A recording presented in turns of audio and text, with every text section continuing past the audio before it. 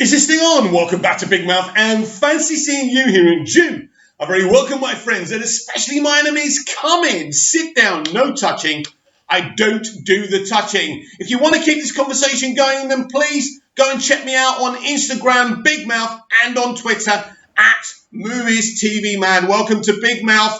And right now we have got a hilarious little article to read for you. Christoph's new song in Frozen 2 challenges toxic masculinity. Does it? I've seen Frozen 2.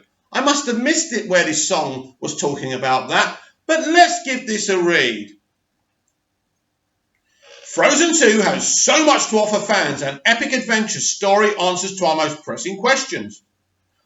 Fantastic character development, music that's arguably better than the first film, and yes, what many fans hoped and pleaded for a solo song for Christoph. Who pleaded that? Who said, oh, Christoph must have a solo song? No one. But while Christoph's new song shares his love and devotion to Anna, it's also an anthem that challenges toxic masculinity. That little fictional term they won't let go. We're going to talk about female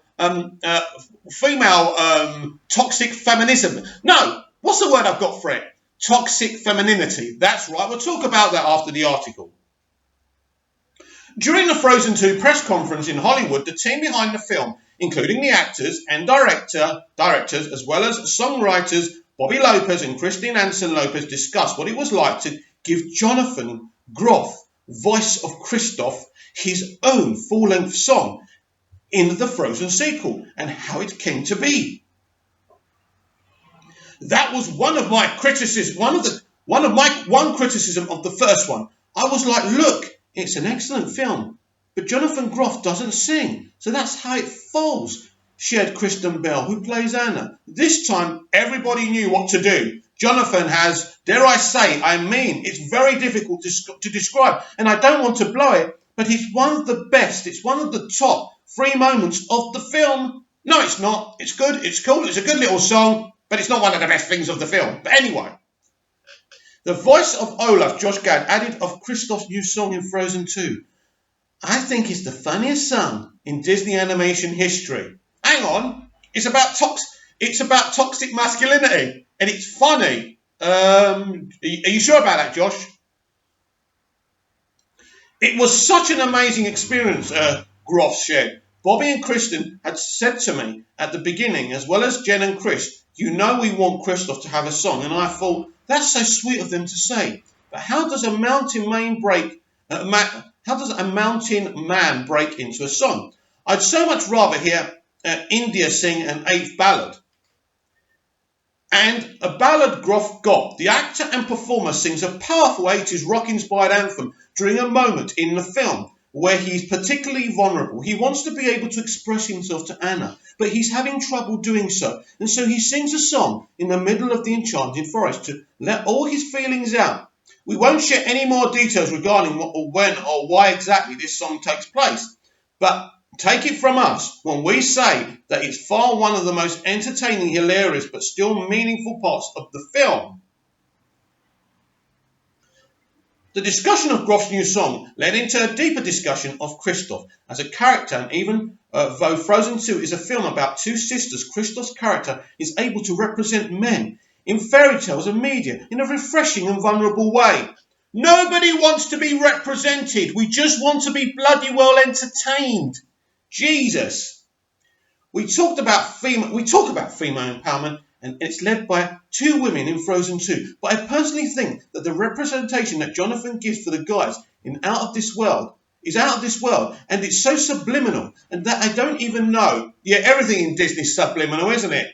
And I don't even know if people will pick up on it, said Belle. She continued, there's one moment where Anna is in distress, and he swoops in and picks her up. He doesn't say, I've got you, because of course that would be wrong, wouldn't it? And starts taking over. He doesn't say, I've got you, and start taking over. He swoops her up and very quickly looks at her and says, I'm here. What do you need? What's the difference between that and saying, I've got you? Jesus. Bell also refers to a pivotal moment in the film in which Anna apologizes to Christoph, and he replies, my love is not fragile. An example of Christoph's love being completely egoless. He's Prince Sincere, not Prince Charming. Oh my God! Oh, Prince Sincere, not Prince Charming. Oh, they're pathetic. Added Evan Rachel Wood, who plays Queen Induna. Yeah, Evan Rachel, we know what you stand for, sweetheart. They've got all the SJWs in this film, haven't they? To sum it up, songwriter Christian Anderson Lopez shared her take on why Christoph as a character in the Frozen franchise is so important and powerful. But in a different way than men are often represented in film. When Magical Fantasy Sven says you feel what you feel and your feelings are real, I think if one message comes across to boys, that the boys get to feel empowered, to feel their feelings in a big or small, but hopefully big 80s power ballad kind of way, that we've done a little bit in a war against toxic masculinity. And after seeing the film for ourselves and hearing Christoph's epic song, we definitely agree. Frozen 2 hits theatres in Woo! How do I feel? Well, I've seen the film. I saw the song. This is bullshit, right?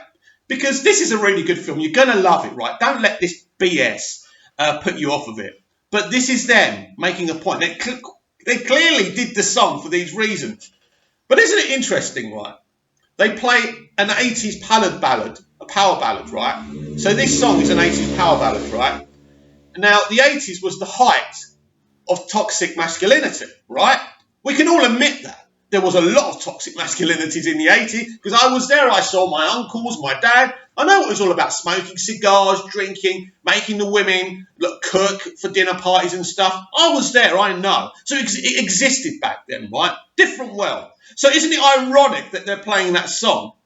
Maybe that's what they were trying to infer.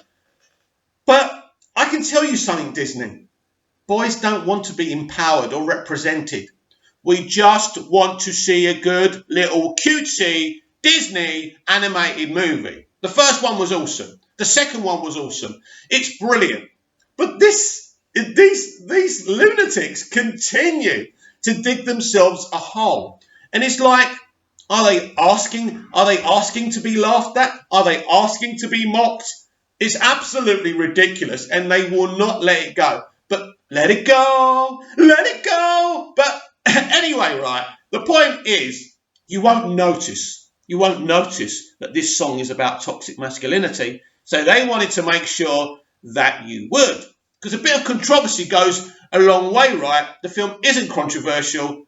It's a beautiful, well-made film. And no matter what I think about these people's politics, they've done a great job with it. It's just a shame their agenda has to seep through somewhere all the time. They just can't let it go.